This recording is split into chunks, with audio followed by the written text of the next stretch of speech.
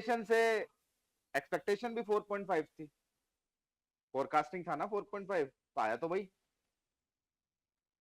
दूसरों की जो मार्केट के अंदर जो इन्वेस्टमेंट बैंकिंग थे, जो इंडस्ट्री चाह रही थी, वो और कम चाह रही थी। वो चाह रहे थे कि करीब करीब ये 4 या फिर 4.25 हो जाए, पर उतना हुआ नहीं। बट फिर भी अच्छी बात है, बुरी बात है ये मार्केट के लिए। इंटरेस्ट रेट कम होना तो अच्छी बात है ना। तो अपॉर्चुनिटी मिली कि नहीं मिली आप लोगों को? शेयर सस्ते हो गए, ठीक है, यानी जो गिरा है शेयर उसको लेना शायद मुझे लगता है बेस्ट होगा वो, ठीक है। This is opportunity for you. सस्ती चीज मिल रही है, मार्केट उठेगा। सर कोल इंडिया 490 के रेंज में आएगी, और नीचे जाने का इंतजार करें कि और ले लें अभी? नहीं ठीक है, कोल इंडिया तो ऑलमोस्ट वो जोन यही है इसका। 390 चल तो रहा है सर भी। वही बोल रहा हूँ, 390। हम्म। और नीचे आएगा क्या सर, ऐसा लग रहा है मेरे को? थोड़ा बहुत है, लेकिन अब नए साल से जब क्वार्टर एंड होगा तो फिर रिजल्ट्स आएंगे, रेवेन्यू रिजल्ट्स आएंगे। अच्छा ही है, क्वार्टर थर्ड मेरे हिसाब से अच्छा ही होना चाहिए। थोड़ा सा स्लो रहेगा। थोड़े ले, थोड़े बहुत ले लेते हैं, बाकी और गिरे तो और हाँ ले हाँ, लेंगे। बाद में और ले लीजिए, कोई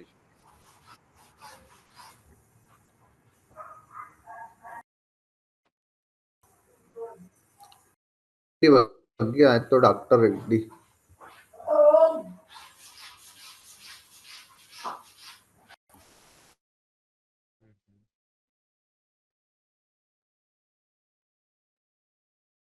चलो, कौन सा ब्रोकर अच्छा भाई, पता लगा लिया?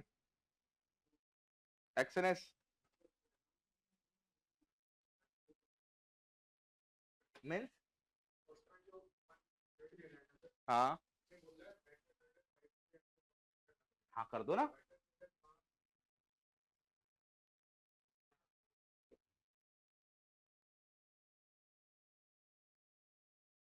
Log in to trade account. अब आपके मोबाइल पे कनेक्ट कर लो ना, कोई दिक्कत थोड़ी है। लॉग इन देखो, आपको क्या चाहिए? यूजर आईडी चाहिए, ठीक है, एक चाहिए पासवर्ड, और एक सर्वर चाहिए। ये तीन चाहिए, सर्वर आईडी चाहिए। ये डाल दो, हो जाएगा। ये आपके मेल पर इंफॉर्मेशन आता है। चलो प्रोसीजर बता देता हूँ थोड़ा सा, कैसे क्या करोगे। आप लोगों ने अकाउंट्स देख लिए भाई, फॉरेक्स अकाउंट बहुत सारे टाइप के होते हैं। एक तो होता है सबसे पहले स्टैंडर्ड, एक होता है आप लोगों का मिनी वाला, लो स्प्रेड वाला अकाउंट बोल दो इसको।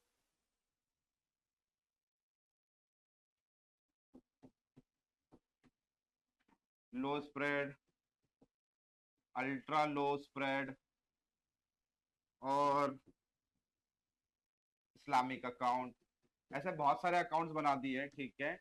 अब इनको दो कैटेगरी में बांट दिया करो आप लोग, एक होता है रॉ और एक होता है स्टैंडर्ड, ठीक है। रॉ का मतलब है वो अकाउंट जो रियल टाइम पे चलेगा, there is no spread. But broker यहाँ पे क्या करेगा, ब्रोकर आप लोगों से 500 1000 डॉलर कम से कम मिनिमम डिपॉजिट करवाएगा। रॉ रियल टाइम पे चलेगा, प्रोफेशनल्स यूज करते हैं क्योंकि प्रोफेशनल्स मार्केट पे बाय करते हैं। क्लियर है? मार्केट ऑर्डर पे जैसे सडनली मोमेंटम आया, बाय किया, मोमेंटम आया, सेल कर दिया। तो रॉ अकाउंट में there is no spread, spread नहीं होता है। अगर भाव चल रहा है 100, तो 100 पे ही बाय होगा और 100 पे ही सेल होगा। एक होता है स्टैंडर्ड। अब स्टैंडर्ड के अंदर क्या होता है, स्टैंडर्ड में भी बहुत सारी वेराइटीज है। अब यहाँ पर स्प्रेड लेट्स सपोज हो सकता है थोड़ा सा 10 का हो जाए, यहाँ पे स्प्रेड हो सकता है थोड़ा सा 5 का हो जाए, यहाँ पे हो जाए 7 का। इस्लामिक अकाउंट में स्प्रेड हो सकता है 10 का। तो इसके अंदर स्प्रेड्स मिलेंगे, ठीक है। दो मेजर अकाउंट्स में बांट लो। रॉ अकाउंट, डिपॉजिट ज्यादा लगेगा, मिनिमम 500 1000 डॉलर आपसे डिपॉजिट करवाएंगे। एक हो गया स्टैंडर्ड, स्टैंडर्ड में आप लोग जैसे कुछ नहीं खोलते हो ना, तो स्टैंडर्ड खोल लो। स्टैंडर्ड में स्प्रेड लग गया 10 पिप, 15 पिप, 25 पिप, अकॉर्डिंग टू दैट। इनमें सब में स्प्रेड लगेगा। स्प्रेड का मतलब समझ में आता है क्या? बाय करने जाएंगे, बाय ऊपर से होगा, सेल करने जाएंगे, सेल नीचे से होगा। इन दोनों के बीच के डिफरेंसेस को हम लोग बोलते हैं स्प्रेड, और ये स्प्रेड गोज टू ब्रोकर की इनकम। जितना ज्यादा स्प्रेड, उतना ज्यादा आपका ब्रेक इवन हो जाएगा। क्लियर है? और स्प्रेड ज्यादा कब आता है? सुबह सुबह जापान सेशन में स्प्रेड कम आएगा, यूरोपियन सेशन में स्प्रेड थोड़ा सा ज्यादा आएगा, और यूएस सेशन में स्प्रेड और भी ज्यादा आएगा। क्यों ज्यादा आता? बिकॉज ऑफ न्यूजेस आती है। अब जैसे कल फेडरल रिजर्व की मीटिंग थी, है ना, एफओएमसी की मीटिंग थी, क्या बोला? हम इंटरेस्ट रेट को 4.75 से घटाकर कितना कर देंगे, 4.50 कर देंगे। क्या हुआ, मोमेंटम्स मिले क्या? हाँ, बहुत स्पाइक्स मिले ना, यही तो चाहिए आप लोगों को। अब आप सोचो कि आपने अगर कल यूरो यूएसडी बेचा होता या खरीदा होता, कल का न्यूज क्या था, फेड ने रेट्स को 4.75 से घटाकर 4.50 कर दिया। इससे क्या हुआ, डॉलर स्ट्रांग हुआ या डॉलर वीक हुआ? डॉलर स्ट्रांग हुआ, करेक्ट है। डॉलर स्ट्रांग हुआ यानी यूरो यूएसडी के पेयर को आपको क्या करना चाहिए था, बाय या सेल? हाँ, सेल। भैया एक यूरो को खरीदने के लिए 1.0645 जितना भी डॉलर लग रहा है, डॉलर मजबूत होगा तो कम देना पड़ेगा ना, यानी ये नीचे जाना चाहिए ना ये पेयर।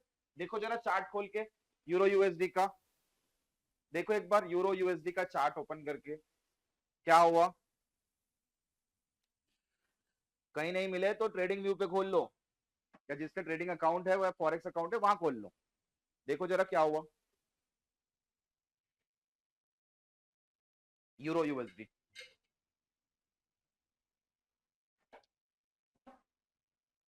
डॉलर के स्ट्रांग होने के कारण इस पेयर को शॉर्ट करना बनता था।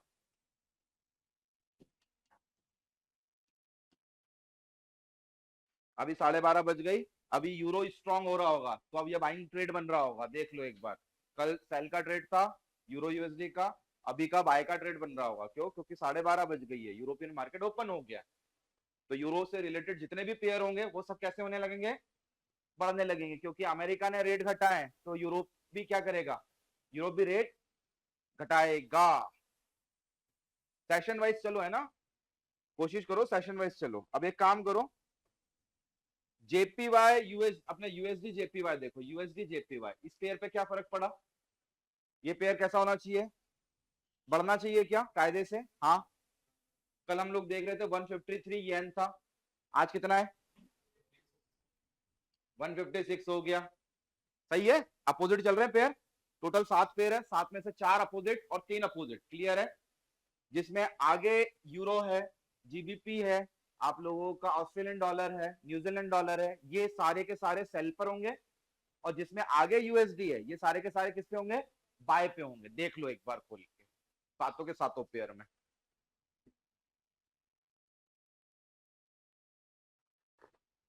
केवल एक न्यूज ने आपको 7 ट्रेड दिए हैं, 7 ट्रेड्स एक न्यूज ने। इवन गोल्ड ने भी दिया। गोल्ड क्यों गिरा? Dollar strong, gold weak. जब भी इंटरेस्ट रेट बढ़ते हैं तो गोल्ड भी बढ़ता है, इंटरेस्ट रेट घटे तो गोल्ड भी घटेगा। यानी हमको 8 ट्रेड मिले। सिल्वर भी साथ चला क्या? चला होगा। प्लेटिनम भी साथ चला होगा क्या? हाँ। पैलेडियम भी? हाँ। 7 4 11 ट्रेड एक साथ। बस आपकी तो बटने बस बाय सेल पर होना चाहिए थी। ये फॉरेक्स है, यानी हम लोगों ने केवल $1 को मॉनिटर करके 11 ट्रेड निकाले यार। जिसके पास में फंड्स होता है वो क्या करता है, वो यही काम करता है, वो मॉनिटर करता है ओनली गोल्ड, अपना डॉलर की स्ट्रेंथ या डॉलर की वीकनेस। कुछ नहीं करना है आप लोगों को। जो डाटाज है फॉरेक्स फैक्ट्री पे पढ़ लो, या आपके एक्सएनएस के अकाउंट में साइड में आता होगा, कैलेंडर आता है ना। नहीं तो आप लोगों का ट्रेडिंग व्यू देखा है आप लोगों ने? ट्रेडिंग व्यू में देखो, इधर आओ, मार्केट में जाओ,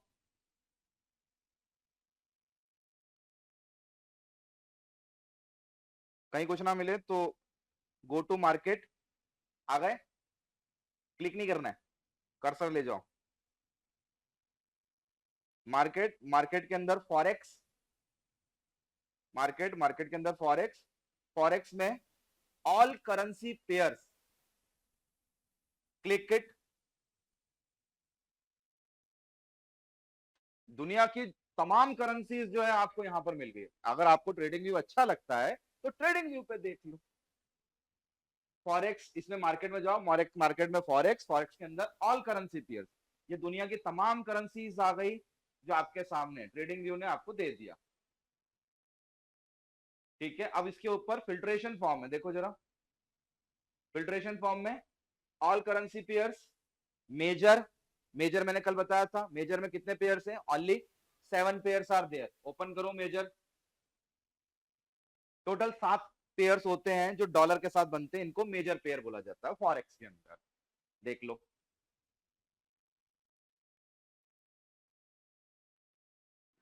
करंट ही चल रहा है, हल्का फुल्का लैग होगा, मेटा ट्रेडर इससे थोड़ा सा फास्ट है बस।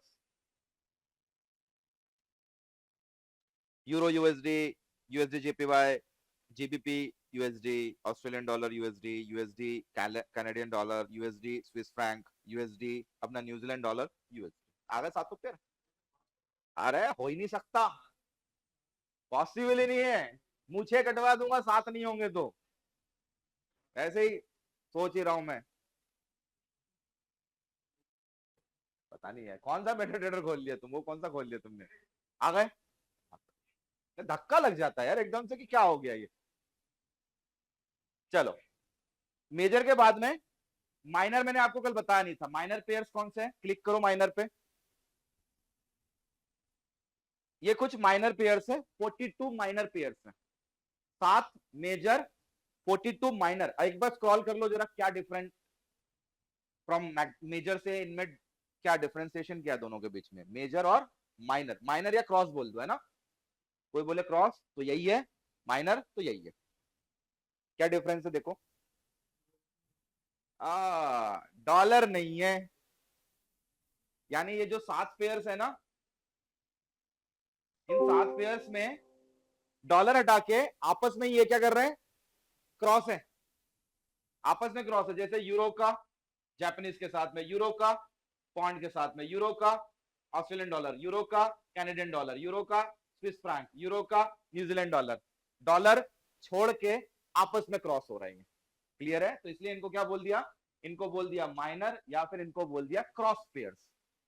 वाई, बिकॉज ऑफ इतने पेयर्स जो है ये 42 पेयर्स, इसमें वॉलिटिलिटी कैसी होगी, मेजर के मुकाबले कम होगी। अब इसको ट्रेड कौन करता होगा, अपने लिए डिफिकल्ट है ना ट्रेड करना, क्योंकि हम डॉलर को पकड़ पा रहे हैं तो हम लोग 7 पेयर पकड़ लेंगे। अब यहाँ पे आपको 2 कंट्री देखना पड़ेगी, यूरोप, ठीक है, यानी यूरोप जोन, और आपको देखना पड़ेगा जीबीपी। जैसे इस वाले पेयर को देखो, यूरो जीबीपी का है, 2 कॉन्टिनेंटल मॉनिटर करना है। पॉसिबल है क्या 2 कॉन्टिनेंटल मॉनिटर करना, हमको इंडिया में क्या हो रहा है वही नहीं पता, तो हमको क्या पता लंदन में क्या हो रहा होगा, वहां पे क्या चल रहा है ना। कब वो एलिजाबेथ आएगी और जो बोलेगी, या फिर बैंक ऑफ इंग्लैंड जो आके बोलेगा इंटरेस्ट रेट बढ़ गए घट गए, हमको पता है क्या इंग्लैंड के बारे में, नहीं पता ना, तो कैसे ट्रेड करोगे इस पेयर को। अब चलो ठीक है, आपने यूरो पकड़ लिया, अब यूरो पकड़ लिया तो आप यूरो के साथ पॉन्ड, यूरो के साथ ऑस्ट्रेलियन डॉलर, ये जो अदर पेयर है इनको पकड़ लोगे, बट इनको पकड़ना थोड़ा सा डिफिकल्ट है। आप न्यूज़ पढ़ते नहीं हो, अभी तो अमेरिका से हमको फुर्सत नहीं मिल रही कि सर अमेरिका में इंटरेस्ट रेट बढ़ते घटते, तो इतना तो समझ में आया। यूरोप, यूरोप के बारे में अभी कोई आइडिया नहीं है। क्यों नहीं आइडिया, क्योंकि यूरोप एक कंट्री से मिलकर नहीं बना हुआ है, यूरोप में ऑलमोस्ट 50 कंट्रीज हैं, और 50 कंट्रीज का इकोनॉमिक प्रोजेक्शन करना बहुत डिफिकल्ट टास्क है। दैट्स वाई यूरो को मॉनिटर करना थोड़ा सा कठिन है, पॉसिबल मतलब इम्पॉसिबल नहीं है, कठिन है बस, ठीक है। तो मेजर के अंदर वॉल्यूम कम होता है, ट्रेड कब करो, जब आपको उस करेंसी के बारे में पूरी डिटेल इंफॉर्मेशन हो कि हाँ भैया यूरोपियन सेंट्रल बैंक डिसीजन लाएगा, इंटरेस्ट रेट बढ़ाएगा घटाएगा, उससे यूरोप पे क्या फर्क पड़ेगा, यूरोप में महंगाई दर कितनी है, यूरोप के अंदर अनएम्प्लॉयमेंट कितना है, यूरोप के अंदर सीपीआई, यूरोप की जीडीपी। अब यहाँ पे यूरोप की जीडीपी नहीं आती है, यहाँ पे आता है जर्मनी का जीडीपी, फ्रांस का जीडीपी, यूके का जीडीपी, सबका अलग अलग है। अब उसको कैसे कंबाइन करोगे और कैसे यूरोप का प्रोजेक्शन निकालोगे, डिफिकल्ट है। इसलिए इन पेयर्स में ट्रेडिंग थोड़ा सा डिफिकल्ट हो जाता है। तो हम क्या करते हैं, हम केवल मेजर पेयर्स को फोकस करते हैं बस, ठीक है, 7 पेयर्स। इसके बाद में एक और पेयर आता है एक्सोटिक। अब एक्सोटिक के हाल क्या होंगे, एक बार स्क्रॉल करो एक्सोटिक, देखो जरा एक्सोटिक कैसी करेंसीज है।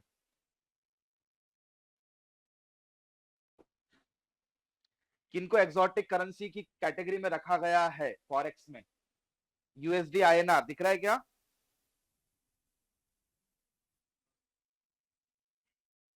GBP INR, euro INR, USD INR और जेपीवाई आईएनआर, ये कैसी करेंसी है, ये एक्सोटिक है।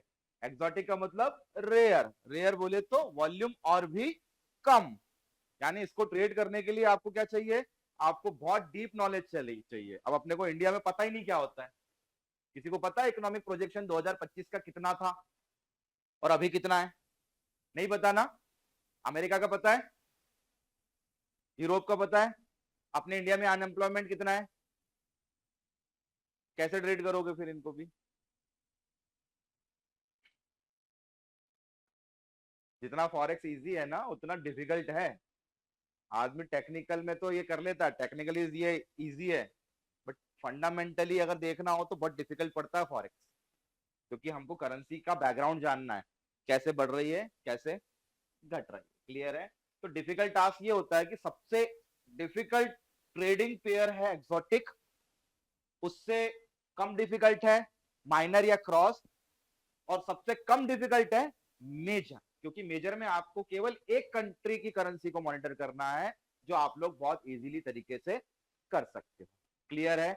अगर आपने एक पकड़ लिया यूएस डॉलर, एक पकड़ लिया यूरो, और एक आप पकड़ लो आपका जेपीवाई के साथ में कोई से पेयर जापानीज, यानी 3 कॉन्टिनेंट आपने पकड़ लिए। ठीक है, एशिया हो गया आपका, यूरोप जोन हो गया, और एक आपका नॉर्थ अमेरिका हो गया। ये पूरा कंप्लीट आपका पूरा फॉरेक्स हो जाएगा इसके अंदर। इसमें आप गोल्ड भी पकड़ लोगे, सिल्वर भी पकड़ लोगे, बिटकॉइन भी पकड़ लोगे, और इवन आप लोगों के इंडियन मार्केट या फिर आप लोग स्टॉक मार्केट भी पकड़ लोगे, इवन कमोडिटी भी पकड़ लोगे। 3 करेंसी मात्र, 3 कॉन्टिनेंट, 3 करेंसी। इनसे जो जो न्यूज आती है लिख लो या इकोनॉमिक कैलेंडर्स पढ़ लो, उससे आप प्रोजेक्शन करो कि हाँ करेंसी वीक या स्ट्रांग, तो उस पेयर पे क्या फर्क पड़ेगा, बाय करना है या फिर सेल करना है। ठीक है?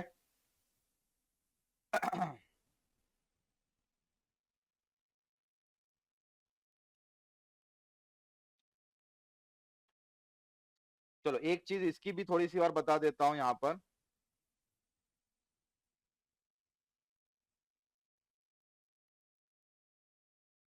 ट्रेडिंग व्यू इसलिए यूज करते हैं ताकि ये हमको ऑटोमेटेड ट्रेड्स दे देता है। जैसे इसने टेक्निकल रेटिंग्स दे दी, ठीक है, टेक्निकल रेटिंग के अलावा इसने मूविंग एवरेज की रेटिंग्स दे दी, ऑसिलेटर्स की रेटिंग दे दी, आरएसआई की रेटिंग दे दी, है ना। यू कैन चेंज ये मूविंग एवरेज, ठीक है, 10 का, ये आप लोगों का ऑसम ऑसिलेटर्स है, CCA community channels, these are the indicators. Indicator के बेसिस पर वो आप लोगों को क्या दे रहा है, बाइंग और सेलिंग के रिकमेंडेशंस दे रहा है। ये यूज कर सकते हो, कई बार ये काम कर जाते हैं, 60-70% ये काम कर जाते हैं। आप लोग भी लगाओगे, इंडिकेटर लगाओगे तो ये लगा हुआ है यहाँ पर, चाहो तो आप इनको चेंज भी कर सकते हो, अपना बना लो। ठीक है, इसलिए आप लोग ट्रेडिंग व्यू को भी यूज करें। और अगर आपको फिर फाइनली आपका ब्रोकर यूज करना है तो फिर ये है ही भैया, ये मेटा ट्रेडर के अलावा फिर आपका कोई साथ नहीं देगा। वहां पर भी सेम फैसिलिटीज है, उठा लो। एक्सएनएस करना हो तो एक्सएनएस कर लो, सारे ब्रोकर्स एक जैसे हैं। एक्सएनएस में मिनिमम डिपॉजिट पता किया कितना है? हाँ, $10 पक्का? नहीं यार, $10 तो नहीं होगा। $10 है स्टैंडर्ड के लिए, ठीक है। बाकी $500, ठीक है चलो। और ऑक्टा में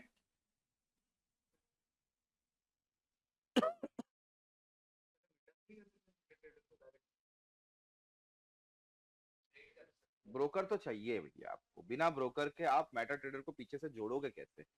मेटा ट्रेडर बैकएंड है ना, और आप लोगों का ये ब्रोकर जो है ये फ्रंट एंड है। ब्रोकर से आप एंट्री करोगे और कहाँ ट्रेड मारोगे? मेटा ट्रेडर पर। मेटा ट्रेडर पर पैसे नहीं होते हैं, वहां पर होते हैं केवल सौदे, ऑर्डर बुक होती है वहां पे, वहीं पे बाय सेल होगा। और जब वहां से आप सेटल डाउन हो जाएगा तो आपका बैलेंस कहाँ दिखाएगा? आपके ब्रोकर के वॉलेट में। पे इन पे आउट कहाँ से हो रहा है? ब्रोकर के थ्रू। और जो मेन सॉफ्टवेयर है वो कौन सा है? मेटा ट्रेडर है। ठीक है, देखो अब इसके अंदर पे इन करने जा रहे हैं तो पे इन के लिए अपने पास में डिपॉजिट ऑप्शंस इतने सारे दे रहा है, देखना है ना। ये डिपॉजिट के ऑप्शंस हैं, net banking, UPI, bitcoin, ethereum, tether, tether ERC2, dogecoin, litecoin, Skrill, Neteller. अब विड्रॉल का ऑप्शन देखो।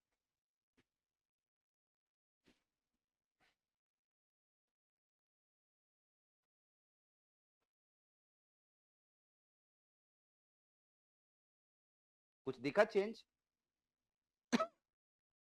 पैसा ले तो लेगा यूपीआई से, देगा नहीं। क्लियर है? और एक बात और बता दो, किसी और खाते से डाल दिया पैसा और विड्रॉल किसी और खाते में ले लिया तो भी पैसा नहीं आएगा। नाम में मिस्टेक हो गई, कुछ भी गलत हो गया, बैंक अकाउंट एक बार गलत डल गया तो भी पैसा नहीं आएगा। बहुत सारी दिक्कतें होती है। आप बोल ही नहीं सकते किसी को कि भैया मेरा पैसा दो, ये सर ये ग्लिच आ गया, ये ऐसा है वैसा है ना। कुछ भी गलत मिस्टेक, पैसा गया। अब दोनों में चेंजेस आप देख लो, डिपॉजिट करने में कुछ और अमाउंट अपना कुछ और मिल रहा है अपने को, और विड्रॉल करने में कुछ और मिल रहा है।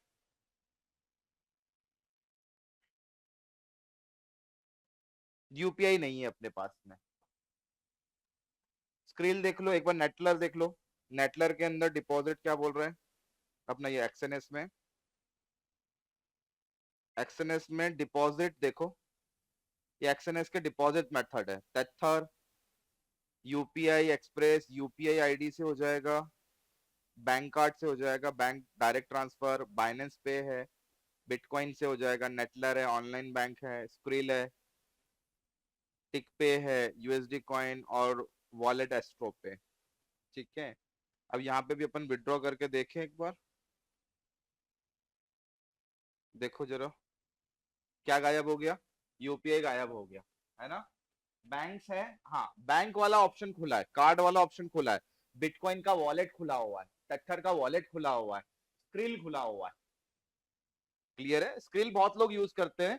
Skill is a third party application through which you can submit amount to Skrill account, और स्क्रिल अकाउंट से वापस ब्रोकर के अकाउंट में, वहां ट्रेड करो, वहां से पे आउट लो काय पे वापस स्क्रिल में, and then transfer to your bank account. ये थोड़ा सा सेफर साइड हो जाता है। कई बार हम लोग डायरेक्ट पेमेंट कर देते हैं तो डायरेक्ट पेमेंट में पैसा अटक जाता है, बट अगर थर्ड पार्टी के थ्रू जाओगे तो थोड़ा सा स्मूथ है। क्लियर है?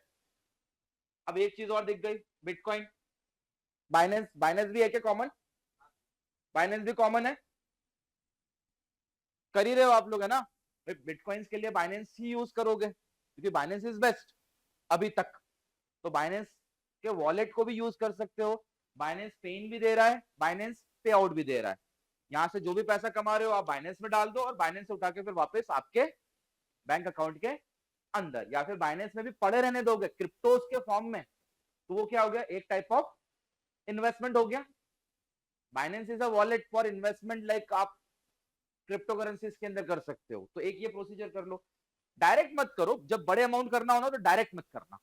$100-200 तक ठीक है, डायरेक्ट पॉसिबल है, बट बड़े अमाउंट डायरेक्ट प्लीज नहीं, क्योंकि डायरेक्ट किया तो सबसे पहले आपको कौन रोकेगा, आपका बैंक रोक देगा। क्यों रोक देगा?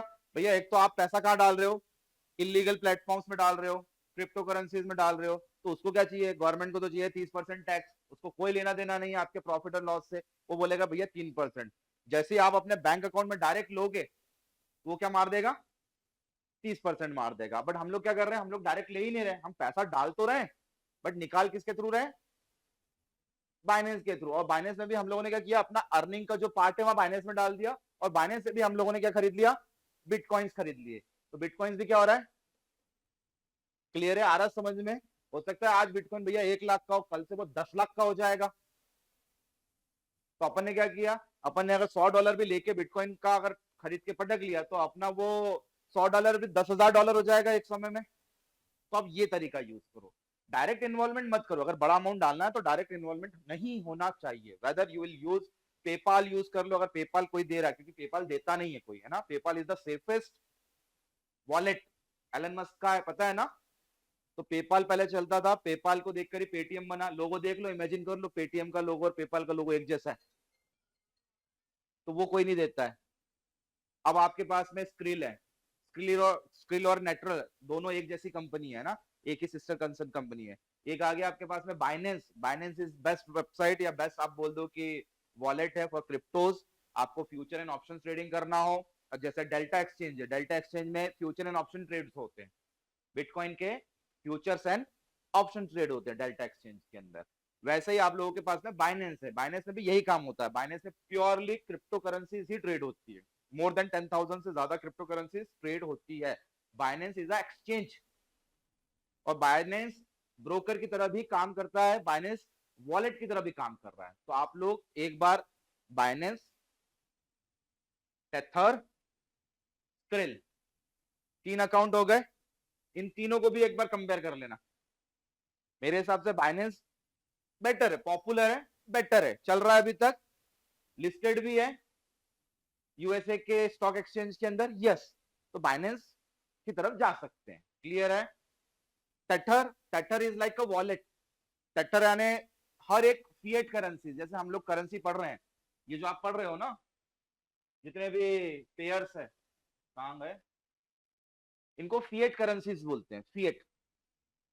फिएट करेंसीज है, ये एक दूसरे के कॉम्बिनेशन में चलती रहती है। और जो टेथर है, Tether is the token, tokenization, शायद आप लोगों ने कभी किसी पढ़ा हो, टोकनाइजेशन होता है। तो टेथर को हर एक करेंसी के इक्विवेलेंट रखा है।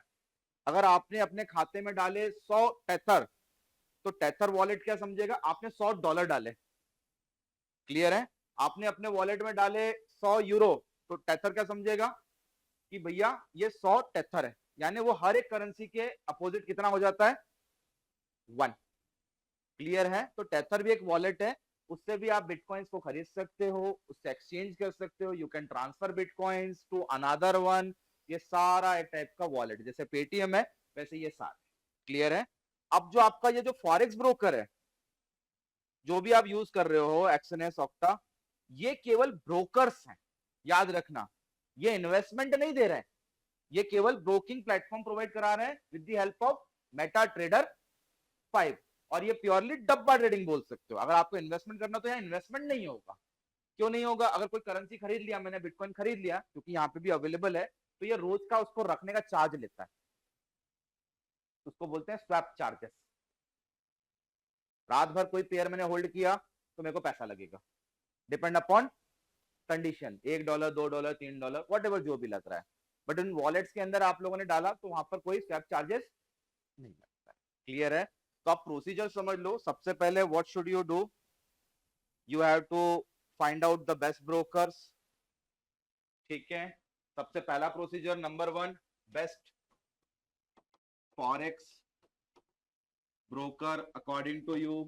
Number 2, best wallet for pay in and pay out. Number 3, number 1 में है आप लोगों का बाइनेंस, नंबर 2 में आप लोग स्क्रिल ले लो, नंबर 3 में आप ले लो टेथर, फिर उसके बाद में बहुत सारे हैं ना, लब लब लब लब जमाने भर के। देन कौन सा अकाउंट टाइप है, अकाउंट टाइप में स्टैंडर्ड है या फिर आप लोग रॉ अकाउंट चूज कर रहे हो। कुछ लोग इस्लामिक अकाउंट यूज करते हैं, दुबई जा रहे हैं, क्या कर रहे हैं वो लोग, समझ में आ रहा है आप लोगों को? दुबई जाके क्या कर रहे हैं, इस्लामिक अकाउंट खोल रहे हैं वो लोग, टैक्स नहीं लगता वहां पे। अब चूंकि दुबई में क्या किया, दुबई में पूरा फॉरेक्स का गढ़ बन रहा है, पूरा फॉरेक्स का गढ़ दुबई के अंदर बन रहा है। क्यों बन रहा है? बहुत सारे ब्रोकर वहीं पे फिजिकली खुल गए। फिजिकली जैसे अपने एंजल ब्रोकिंग का ऑफिस है यहाँ पर इंदौर में, वैसे ही वहां पे क्या हो गया, वहां पे जो लोकल ब्रोकर्स है वो दुबई के अंदर अपना ऑफिस खोल रहे हैं और लोगों को अकाउंट खोल खोल के दे रहे हैं। तो इसलिए लोग दुबई जा रहे हैं और कोई रीजन नहीं है। बस हमारे पास में मेन प्रॉब्लम क्या है, हमें दिक्कत किस चीज की आ रही है, पे इन और पे आउट की दिक्कत है हमको, बस। बाकी है तो वही ट्रेडिंग डब्बा। दुबई भी जाएगा आदमी, वहां भी अकाउंट खोलेगा, तो वहां का ब्रोकर भाग नहीं सकता क्या? भाग सकता है ना। आज तक हम लोग वो दाऊद इब्राहिम को पकड़ नहीं पाए। पकड़ ये पाएंगे? फर्स्ट पे क्या है सर? कैसे पकड़ लोगे डब्बा ट्रेडिंग के ब्रोकर को? तो सर फर्स्ट पे क्या है? फर्स्ट में forex broker sir. First of all best broker choose करो। बेस्ट ब्रोकर में आपके पास में बहुत सारे हैं, ऑक्टा है, एक्सएनएस है, एक्सएम ग्लोबल करके है ना। ये सारे रिस्ट्रिक्टेड है, बट बदमाशों में से कम बदमाश तो चूज करना ही पड़ेगा ना, बदमाश सारे हैं। सर पे इन पे आउट के लिए पूछ रहा था, फर्स्ट पे क्या लिखा है? Binance Binance Binance trail, tether. ठीक है? फिर अकाउंट चूज कर लो, स्टैंडर्ड या रॉ। स्टैंडर्ड के अंदर आप लोगों को स्प्रेड देना पड़ेगा और रॉ में स्प्रेड नहीं लगेगा। बट रॉ के अंदर मिनिमम कंडीशन क्या होती है, $500, $1000, इस टाइप से आपको डिपॉजिट कम से कम करना पड़ेगा एट लीस्ट। और स्टैंडर्ड में मिनिमम डिपॉजिट हो सकता है $10-15 या फिर $20 के आसपास। इससे ज्यादा ये आप लोगों से पैसा नहीं मांगेंगे। और आप लोगों को चूज क्या करना चाहिए अभी? Raw, standard. स्टैंडर्ड चूज करें अभी। बट $500 का रिस्क क्यों लें हम लोग अभी? अगर आप इस प्रोसेस के थ्रू जा रहे हो तो गो फॉर दैट। बाइनेंस के थ्रू जा रहे हो, टेथर के थ्रू जा रहे हो, तो रिस्क कम हो जाएगा, जीरो नहीं हो जाएगा रिस्क फिर भी, है ना? क्योंकि एक्सचेंज भी बंद हो जाते हैं, क्रिप्टो करेंसीज के भी एक्सचेंजेस बंद हो जाते हैं, तो जीरो रिस्क तो ऐसा है ही नहीं। प्रोसीजर है, बस थोड़ा सा सेफ्टी प्रिकॉशन, ठीक है। इसके बाद क्या करें? चौथे नंबर की कंडीशन, लिवरेज कितनी रखे? लिवरेज 1:2000, 1: अनलिमिटेड, कितनी रखें? जितनी लिवरेज हाई उतना रिस्क हाई, जितनी लिवरेज कम उतना रिस्क भी कम। तो शुरुआत में 1:200, 1:500, 1:1000 टाइम्स तक रख लो। इससे आप लोगों का पावर जो है ना वो थोड़ा सा बंधा रहेगा, हाथ बंधे रहेंगे। ये तो 2000 गुना की लिवरेज कर ली या अनलिमिटेड कर ली तो क्या होगा? तो $2 में तो मैं 2000 का माल उठा लेता हूँ और सुपड़ा $2 2 साफ सेकंड नहीं में है। जीरो कर लेता हूँ। ये होगा सु- हायर द सुपड़ा लिवरेज, साफ। Higher the risk. चलो नंबर 5th कंडीशन, नंबर 5। हाँ जी, लिवरेज हमारे हाथ में है, ठीक है। नंबर 5वां, ये कंडीशन भी बता देता हूँ। दोज आर नॉट लाइक, जो रियल ट्रेड नहीं करते हैं उनके लिए 1:2000 की जो लिवरेज है, इट्स नॉट फिक्स्ड। याद रखो, it's not fixed. According to Japan session अलग होगी, अकॉर्डिंग टू यूरोपियन सेशन अलग होगी, अकॉर्डिंग टू यूएसए सेशन अलग होगी। सुबह देगा वो कितनी आपको? सुबह देगा 2000, दोपहर तक आते आते 1000, शाम तक आते आते 500। समझ में आ रहा है? तो लिवरेज इज नॉट फिक्स्ड। कोई न्यूज आता है, बड़ा इवेंट होता है, कोई बड़ा इवेंट हुआ, जैसे कल हुआ एफओएमसी की मीटिंग हो गया, इंटरेस्ट रेट के डिसीजंस हो गए, तो वो लिवरेज क्या करता है? बाय डिफॉल्ट आपके खाते में से 2000 की जगह वो 500 या 200 कर देगा। तो परचेसिंग पावर वैसे ही खत्म हो गई अपनी। तो आ रहा समझ में? आप सोचोगे भी स्कैल्पिंग करने के, यार $20 से मैं $200 बना लूंगा, पॉसिबल ही नहीं है फिर तो, क्योंकि वो समय के साथ में आपके अकाउंट में बैकएंड से छेड़छाड़ कर ही रहा है। इट्स नॉट फिक्स कि 2000 का लिमिट आपको मिलेगी मिलेगी, ये सिचुएशन के अकॉर्डिंग डिपेंड करता है। क्लियर है? हाँ, आपके पास में एक ऑप्शन ऐसा है कि आप उस लिवरेज को चेंज कर सकते हो कि मुझे 2000 यूज नहीं करना है। जब खाता ओपन करते हो तो वहां आपसे पूछ लेता है, या फिर आप अपने अकाउंट में जाने के बाद, जैसे खाता बन गया, सब 2000 चूज कर लिए, मुझे लिवरेज कम करना है, तो जाओ अपनी अकाउंट सेटिंग के अंदर, लिवरेज का ऑप्शन है, उस लिवरेज को 1:1 कर दो, या लिवरेज को अपने हिसाब से मैनेज कर लो। पॉसिबल है, यस पॉसिबल है। देख लो, अभी किसी के खाता होगा तो कर लो, 2000 से 500 कर लो, 200 कर लो, सब हो जाता है। अपने नहीं होता कि ऐसा भैया मुझे 5 गुना की लिवरेज नहीं चाहिए, इंट्राडे मारा है तो वो 5 गुना की लिवरेज लेना ही पड़ेगा, ठीक है। तो एक ऑप्शन ये रहा। तो please select your leverage condition समझ के। हाई इवेंट या वॉलेटाइल डाटा जब होते हैं तो लिवरेज कम ऑटोमेटिकली हो जाती है, ठीक है। नंबर 6 कंडीशन क्या करें? Number 6 condition, always place limit orders, या फिर always place pending orders. Don't try to make market order या इंस्टेंट ऑर्डर, दो होते हैं यहां पर भी। जैसे हमारे भी होता है ना मार्केट और इंस्टेंट, अपना मार्केट और लाइक का लिमिट होता है, तो यहाँ पे भी दो होते हैं। ऑप्शन टाइप बता देता हूँ। एक तो हो गया लिमिट, या फिर इसको बोल दीजिए पेंडिंग ऑर्डर टाइप्स। एक हो गया मार्केट और इंस्टेंट।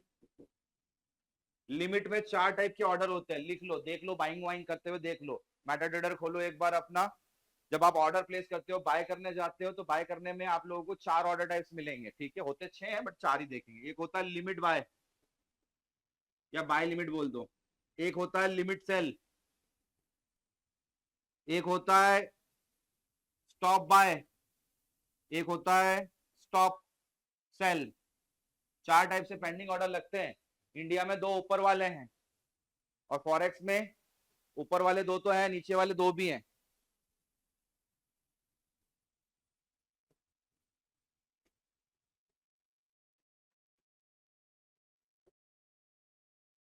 है 4, 6 होंगे, ये 2 तो होंगे ही 2, और जो 2 है इसके अलावा वो इन दोनों के कॉम्बिनेशन है, तो उनको छोड़ दो। वो होगा बाय स्टॉप लिमिट और sell stop limit. Buy stop limit और sell stop limit total 6 type के होते हैं बट 4 ही काम के। ऊपर वाले 2 इंडिया में मिलते हैं, क्लियर है। जैसे मुझे कोई शेयर बाय करना है, यहाँ पे एग्जांपल भी लिख दे रहा हूं, 100 रुपए का एलटीपी है, तो बाय कहां से होगा, 99 से, ये बाय लिमिट है, क्लियर है। सेल करना है, एलटीपी अगर 100 रुपए का है तो सेल कहां से होगा, 101 से, करेक्ट है। यही करते हो, करंट भाव के नीचे से बाय या करंट भाव के ऊपर से सेल। अब ये नीचे वाले 2 क्या है, बाय स्टॉप और सेल स्टॉप। इसका मतलब है करंट प्राइस अगर 100 रुपए चल रहा है और मुझे लगता है कि मार्केट 102 से भाग जाएगा और ऊपर 110 भाग जाएगा, तो मैं अपना पेंडिंग ऑर्डर 102 पे लगा सकता हूं। जब तक 102 नहीं आएगा तब तक मेरा बाय का ऑर्डर उठेगा भी नहीं। बट इंडिया में ऐसा नहीं होता है। इंडिया के अंदर क्या होता है, इंडिया में होता है कि अगर मैंने 100 की चीज को 102 पे बाय मारा तो वो तुरंत उठाकर दे देता है, that is called buy stop. इसको बोलते हैं बाय स्टॉप ऑर्डर, ठीक है। इसी का अपोजिट सेल स्टॉप में क्या हो जाएगा, मुझे कोई चीज बेचना है लेकिन मैं चाह रहा हूं कि ये 95 के नीचे इसका तगड़ा सपोर्ट तोड़ेगा ही तोड़ेगा और यहां से तोड़ के नीचे भाग जाएगा, तो सेल ऑर्डर प्लेस कर दूंगा।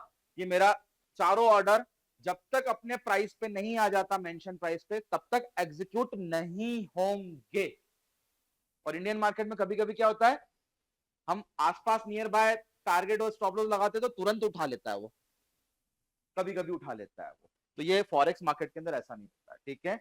इसलिए please don't try to make instant order. Instant order लगाया तो आपके साथ में प्रॉब्लम क्या आएगी, आपको स्प्रेड पे बाय और स्प्रेड पे सेल मिलेगा, क्योंकि यहाँ ट्रिलियंस और ट्रिलियंस सौदे लग रहे हैं, तो स्प्रेडिंग बहुत हाई होती है और इस हाई स्प्रेडिंग के कारण आपका सौदा कहीं से भी उठ जाएगा, तो आपका प्रॉफिट वैसे ही खत्म हो गया और सौदा आपका वैसे लॉस में आ जाएगा। पहले वो लॉस कवर होगा, फिर आपका प्रॉफिट चाउल, ठीक है। तो प्लीज डोंट डू इट। हाँ, मार्केट बहुत ज्यादा मोमेंटम में है, आपको लग रहा है कि यार अब मोमेंटम मैंने पकड़ लिया है, तो गो फॉर इट, क्योंकि इसमें लगेगा time. Pending order is time taking process और मार्केट एग्जीक्यूशन इंस्टेंट, ठीक है। चलो, यहां तक कोई दिक्कत समस्या, करके देख लो, भले लगा कर देख लो एक बार, ये चारों ऑर्डर्स को एक बार लगा कर देख लो, समझ में आ जाएगा आप लोगों को।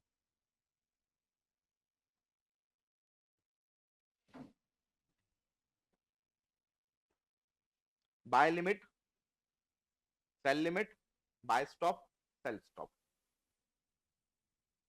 और जो 2 हैं वो इन चारों का कॉम्बिनेशन है।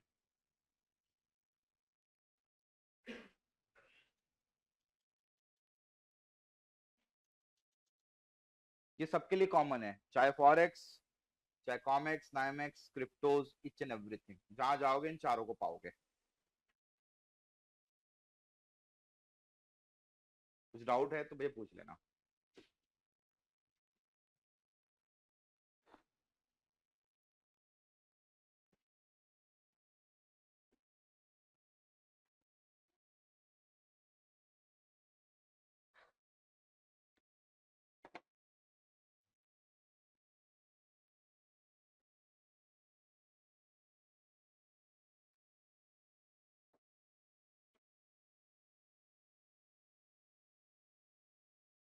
मैडम करके देख लो order buy cell.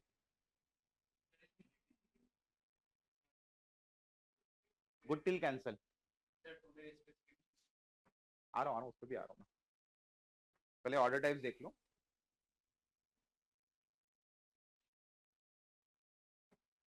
Target stop loss दिख ही रहा होगा आप लोगों को, है ना? टारगेट लगा सकते हो एक साथ, स्टॉप लॉस लगा सकते हो एक साथ। आपके ऑर्डर्स को कब तक वैलिडेट करना है, जीटीसी दिया होगा वहां पे, आईओसी होगा वहां पर, कोई टाइम लिमिट दिया होगा, 1 दिन चलाना है, 4 दिन चलाना है, 1 हफ्ते चलाना है, करेक्ट है? नीचे देख लो आप लोग, टाइम पीरियड दिया होगा प्रॉपरली। एक होगा वॉल्यूम का टैब, एक होगा टारगेट का टैब, एक होगा आप लोगों का स्टॉप लॉस का टैब, एक होगा प्राइस का टैब या पेंडिंग ऑर्डर वाला टैब होगा। सब चीजें कॉमन है। फॉरेक्स लोगों को बहुत इजी लगता है और है भी इजी। हमारे इंडियन मार्केट जैसा नहीं है कि इधर ब्रैकेट ऑर्डर इधर लगाओ, इधर कवर ऑर्डर लगाओ, कुछ नहीं है यहाँ ब्रैकेट कवर ओवर सब। टारगेट लगाना टारगेट लगाओ, स्टॉप लॉस लगाना स्टॉप लॉस लगाओ, सब खुला खाता है।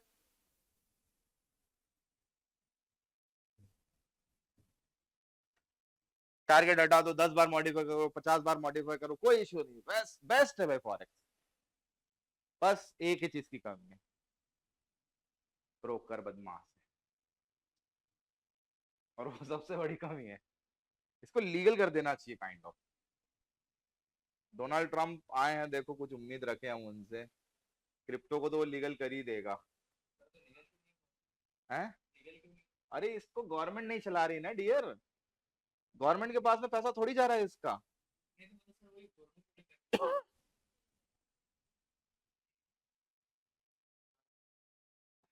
गवर्नमेंट चाहती है कि भाई सब मिलके एक साथ काम नहीं कर सकते ना, पूरा जितने भी देश है वो सब मिलके एक साथ किसी एक चीज पे काम नहीं कर सकते हैं। अरे नहीं भाई ब्रोकर को लाने के लिए क्या करना पड़ेगा, उसको सेंट्रलाइज बनना पड़ेगा, करेक्ट है? अब ऑक्टा है या फिर एक्सएनएस है, इसको क्या करना पड़ेगा, इसको लाइसेंस लेना पड़ेगा किससे, अमेरिका से। जैसे सेबी, अगर इंडिया में लीगल होना है तो लाइसेंस किससे लेना पड़ेगा, सेबी से। अब सेबी क्या बोलेगा, यो लंबी लिस्ट देगा आपको, फ्यूचर एंड ऑप्शन ही देना पड़ेंगे, स्पॉट ट्रेडिंग हमारे अलाउड नहीं है, आपको ये लॉट रखना पड़ेगा और लोगों को इतना मार्जिन देना पड़ेगा। अरे वो तो ऑलरेडी है, वही नहीं चल रहे अपने वाले, है साथ दिए हैं, वो भी नहीं चल रहे हैं। तो कोई गवर्नमेंट कर नहीं रही है इसको, बट हाँ होपफुली हो सकता है धीरे धीरे धीरे आ जाए।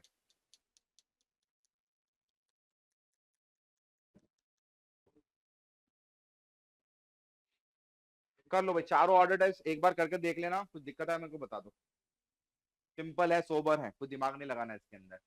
एंट्री प्राइस डालो, एग्जिट प्राइस डालो, टारगेट स्टॉप लॉस सब डाल दो, क्वांटिटी डाल दो। ये कब तक वैलिडेट करना है आप लोगों को, जीटीसी का मतलब है गुड टिल ट्रिगर्ड या good till cancel. Good till cancel, जब तक आप काटोगे नहीं, टारगेट या स्टॉप लॉस नहीं आ जाएगा, तब तक ये चलता रहेगा।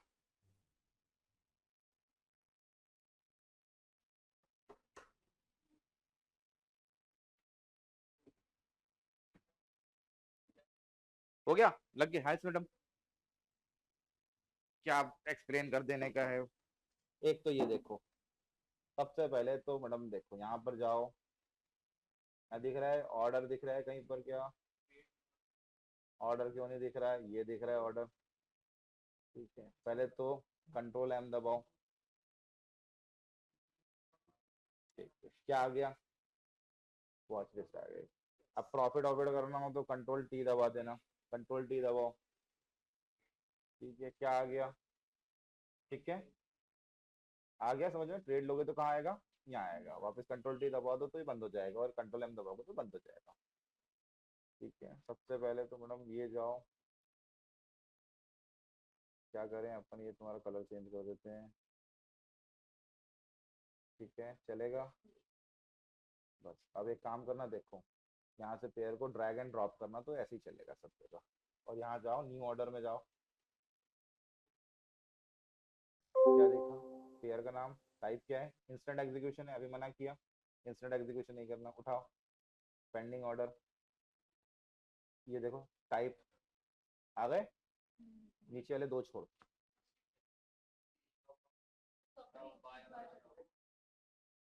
सब एक एक करके देख लो।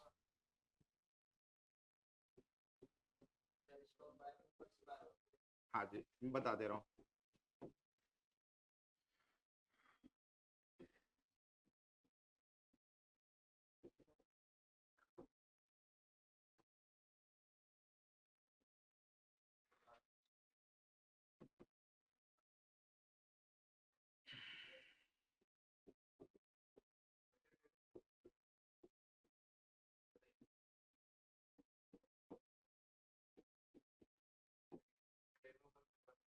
चलो इधर देख लो, वन बाय देख लो, चारों अगर समझ में नहीं आया तो एक बार फिर से बता देता हूँ।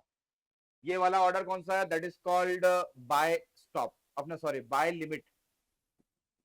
बाय लिमिट, बाय लिमिट में क्या होता है? करंट भाव कहाँ चल रहा है? 2670 पे। अब मैं बाय के लिए लिमिट कहां से लगाऊंगा? 2600 पे। तो मेरा बाय लिमिट कहां लगेगा?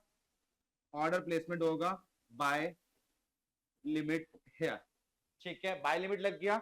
इसी के साथ बाय लिमिट के साथ में मैं क्या लगा सकता हूँ? अपना टीपी, और मैं क्या लगा सकता हूँ? अपना एसएल। ठीक है, अब बाय लिमिट कब तक मुझे रखना है? उसके लिए वहां पर दिया हो, ड्यूरेशन दिया हो, या तो जीटीसी दिया होगा, या तो डे दिया होगा, या तो आपको आईओसी दिया होगा, या फिर 1 वीक, वन, सारे टाइम फ्रेम दिए होंगे। क्लियर है?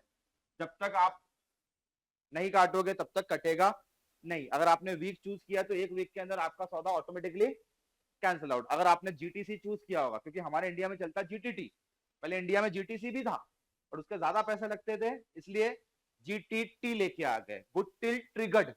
इसका नाम क्या है? Good till cancel. बात एक ही है। ठीक है, जीटीसी लाया तो मेरा बाय तो हो जाएगा 2600 पे, जब तक आएगा नहीं तब तक मेरा बाय नहीं होगा। जैसे ही बाय हो गया, इंस्टेंट एग्जीक्यूशन हो गया, मेरा टारगेट लग गया। लेट्स सपोज मेरा 2700 का टारगेट लग गया और मैंने 2600 के नीचे एक आध स्टॉप लॉस प्लान कर लिया, 2550 था, ये फिक्स, ये चला गया सिस्टम में। क्वांटिटी, क्वांटिटी में आप लिख देते हो वॉल्यूम 1 लिखते हो, तो कितनी क्वांटिटी बाय हो रही है? ठीक है, एक ज्यादा लगा दिया, जीरो। लो, मैंने लिखा 1.01, तो इसी का 10वां हिस्सा कर लो, कितनी हो जाएगी? 10,000। इसी का एक हिस्सा कर लो, कितनी क्वांटिटी हो जाएगी? फॉरेक्स है, अभी मैंने कॉमेक्स लिया नहीं है, कमोडिटी नहीं लिया है। फॉरेक्स के अंदर स्टैंडर्ड लॉट पर एक पिप के प्रॉफिट पर, मतलब एक पिप के मोमेंटम पर कितना प्रॉफिट होगा? एक पिप यानी चौथा डिजिट ऊपर नीचे हुआ डेसिमल के बाद वाला, तो कितना प्रॉफिट? इंडियन मार्केट छोड़ दो, अब फॉरेक्स पेयर, यूरो यूएसडी का ही पेयर मान लो, ये एक पिप यानी चौथा डिजिट 4 से 5 हो गया, तो बड़े स्टैंडर्ड लॉट पे कितना प्रॉफिट होगा?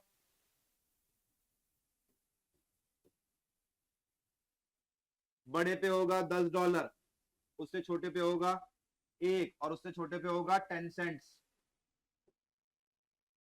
ये याद रखो भैया, ये तो होना ही चाहिए। $10, $1।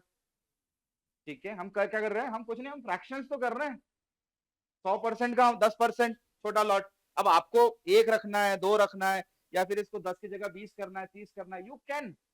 मिनिमम क्वांटिटी कितनी है? 0.01, 0.01। ये फॉरेक्स, ये आप लोगों का कॉमेक्स, नाइमैक्स, सबके लिए कॉमन है। इवन क्रिप्टोज के लिए भी कॉमन यही है। अगर आप फॉरेक्स ब्रोकर यूज कर रहे हो तो 0.01 is least minimum quantity, minimum lot size यही है। ठीक है, चलो, बाय लिमिट क्लियर। दूसरा कौन सा? Cell limit. सेल लिमिट में क्या होता है? दूसरा ऑर्डर टाइप। सेल लिमिट में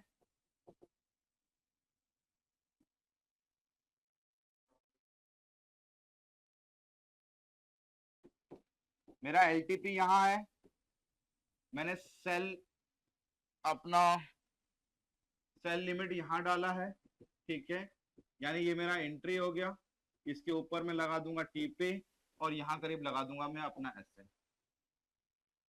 समझ में आ रहा है? जो इंडिया में करते वही तो है, करंट भाव के ऊपर से बाय और नीचे जाकर सेल, अपना सॉरी उल्टा लगा दिया क्या मैंने? ओ टीपी एसएल, ये कौन सा हो गया? ये हो गया सेल लिमिट, जो नॉर्मल इंडिया में करते हो। बाय लिमिट नीचे से बाय करंट के, सेल लिमिट करंट के ऊपर से बाय। इसके अलावा जो दो हैं वो कैसे हैं? उसको बोलते हैं सेल स्टॉप। सेल स्टॉप में होता है, मुझे बाय करना हो,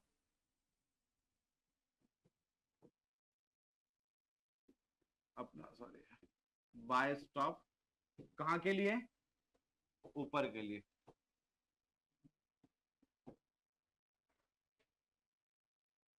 ये बाय स्टॉप है। करंट भाव का चल रहा है, करंट भाव चल रहा है, लेट्स सपोज यहाँ मुझे बाय करना है, यहां से हो जाएगा इंडिया में, पॉसिबल है क्या? फॉरेक्स में पॉसिबल है, लगाकर देख लो भले। जो भी करंट भाव चल रहा है उसके ऊपर से जा, क्योंकि कई बार होता है हम लोग बोलते हैं ना कि सर ये पॉइंट कैसा है, ये ब्रेकआउट पॉइंट है, एकदम झटके से तोड़ेगा और ब्रेकआउट देकर भाग जाएगा, तो उसके लिए बना था ये, ज्यादातर ब्रेकआउट ट्रेड्स के लिए बना था ये, क्लियर है। और बाय लिमिट और सेल लिमिट किसके लिए बना था? बाउंस बैक ट्रेड के लिए। बाउंस बैक समझते हैं कि सर नीचे जाएगा तो बाउंस बैक आएगा, और ब्रेकआउट ट्रेड में क्या होता है, सर एकदम से ब्रेकआउट कर जाएगा तो उस पॉइंट पे मैं बाय नहीं कर सकता था। ड्रॉबैक क्या था कि सर वो जब तक वहां पर आएगा नहीं, या मतलब तोड़ के वापस नहीं आ जाएगा, तब तक ट्रेड कैसे होगा? तो हम लोग पहले ही अपना आगे का प्राइस डाल के रख देते कि सर यहाँ जैसे ही आए, सर यहाँ झटका देगा या बड़ा सा कैंडल बनेगा और उस कैंडल से हमको मिल जाएगा प्रॉफिट, हम उसके रिट्रेसमेंट का इंतजार नहीं कर रहे हैं, तो ये उसके लिए बना था, ठीक है। इसी का अपोजिट क्या हो गया? इसी का अपोजिट हो गया सेल स्टॉप। सेल स्टॉप के अंदर क्या करें?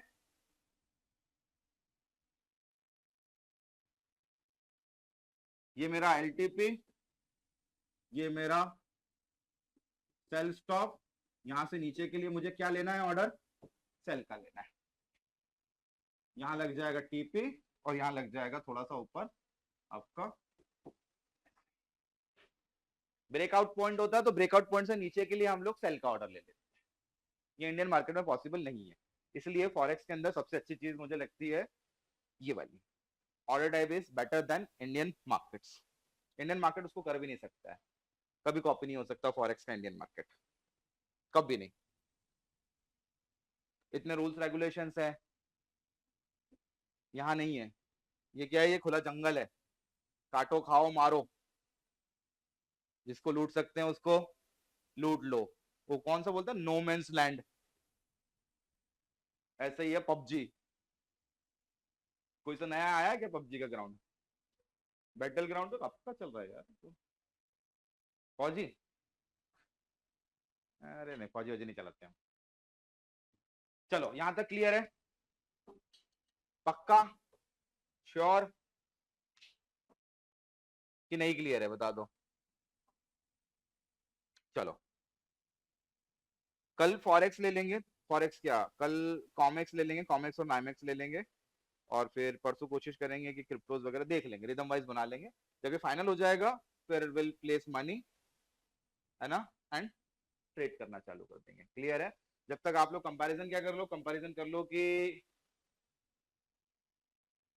विच broker is best, which wallet is best, कैसे पेन पे आउट के तरीके होंगे, अकाउंट कौन सा लेना है, स्टैंडर्ड या फिर रॉ लेना है, ठीक है। लिवरेज कितनी रखना है अपने को, लिवरेज के साथ में अपने को किस सेशन के अंदर काम करना है, ये भी प्लान करना पड़ेगा। उस सेशन की आप लोगों को करेंसीज को फोकस करना पड़ेगा, उस करेंसीज को आप लोगों को रोज देखना पड़ेगा, और इन सबके साथ में अगर यूएसए ले रहे हो तो यूएसए के डॉलर को रोज देखना पड़ेगा। कुछ भी जरा से भी न्यूज आई उसका दूसरे पेयर्स पे तो असर पड़ता ही पड़ता है, साथ ही साथ उस मेजर जो है जैसे जापान का येन है तो उस पर भी फर्क पड़ता है, ये चीजें देखना पड़ेगी, ठीक है।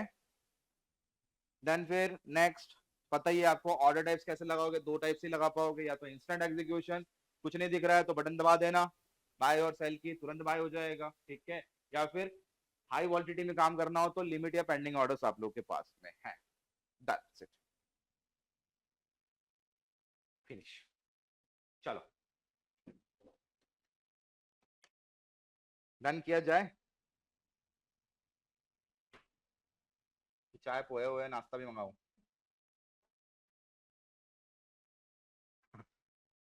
मैडम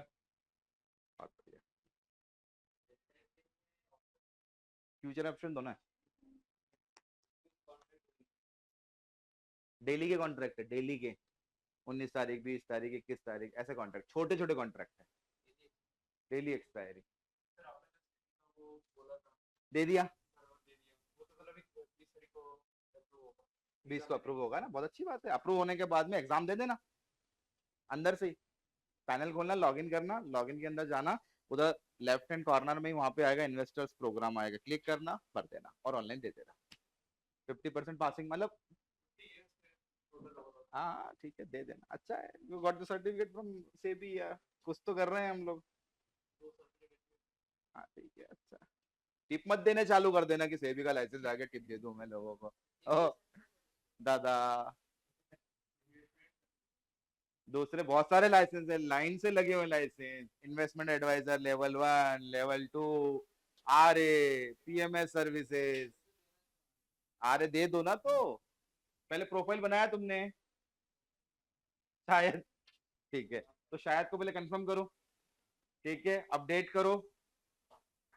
और हाँ, अगर आप लोगों की प्रोफाइल रिजेक्ट हो जा रही है, दैट मीन्स आपके पैन कार्ड या आधार कार्ड या फिर आपके नाम में कहीं ना कहीं कुछ गड़बड़ घोटाला है, ठीक है। रिजेक्ट भी हो जाती है प्रोफाइल, याद रखना। अप्रूव हो गई तो अच्छी बात है, और रिजेक्ट हो गई तो फिर रेक्टिफाई करना कि मेरे नाम में कहीं मैंने साइन नहीं मारा, कहीं ये नहीं करा, कहीं डेट मिसमैच है ना। डिफॉल्टर लोगों का कुछ नहीं होगा यहाँ पे, ऐसा मत करना इधर साइन पापा की और फोटो मेरा लगा है, वो कुछ नहीं चलेगा। वो मटेरियल खुद ही देगा डियर, खुद ही देगा, दे दिया, ये लो। जैसे एग्जाम फॉर्म भरोगे, आपको आपका बुकलेट मिल जाएगा माई एग्जामिनेशन वाले टैब के अंदर, डाउनलोड या प्रिंट निकालो और पढ़ो, बस। और कुछ समझ में नहीं आता है, आस्क मी, बहुत सारे हैं यहाँ। अभी तो अपन तैयारी कर